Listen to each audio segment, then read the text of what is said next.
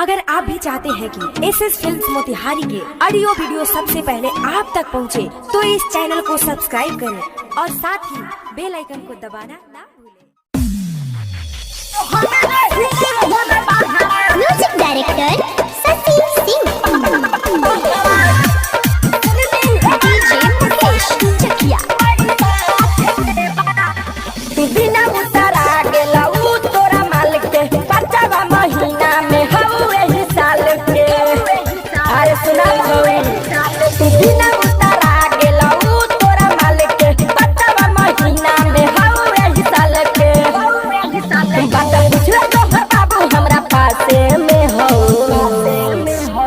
अरे दे तो फोन तनी बाबूजी के दे तो। हाँ बेटा, बोला का हाल समाचार बा? हाँ बाबूजी, प्रणाम करत हई। हाँ खुश रह बेटा, खुश रह। का बोला? हो पापा, अरे सुन्नी हो मालवा के शादी होत हई। कौन मालवा रे, जेकरा चलते तारा के पीट के बाहर भेजनी? हाँ पापा, सही पकड़ला, सही पकड़ला। हम ना रहे बारा, हमार टिकट कटा दया दे आवत हई। हे पापा सुननी हो मालवा के शादी यही बैसाख में बा। अब हम नहीं रहे बाहरा, टेंशन माथ में बा। DJ Mukesh Chakiya. Recording by Sheela films.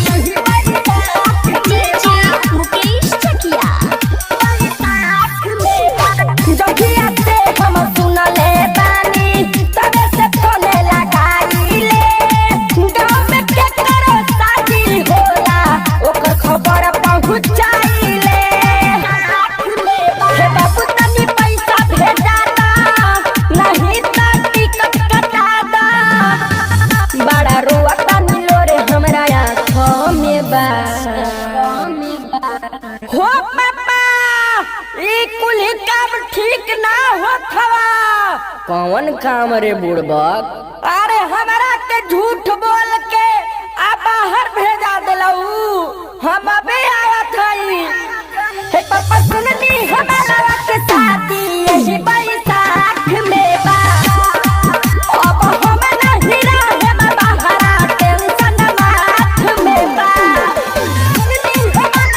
DJ Mukesh Chakiya. Tiger सुदीता Upendra पिया करा बात कहिले साचे हो। सारा कुछ खत्म हो जाई, घेवड़ा छिली हो पाछे हो। आगे गाली हम भरतानी, कि तोहरा से साथ कहतानी।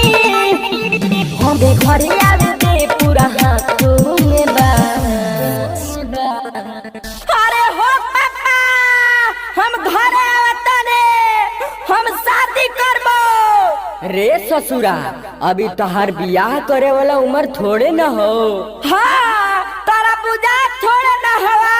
हम 2012 ही से तैयार होके बैठल बानी।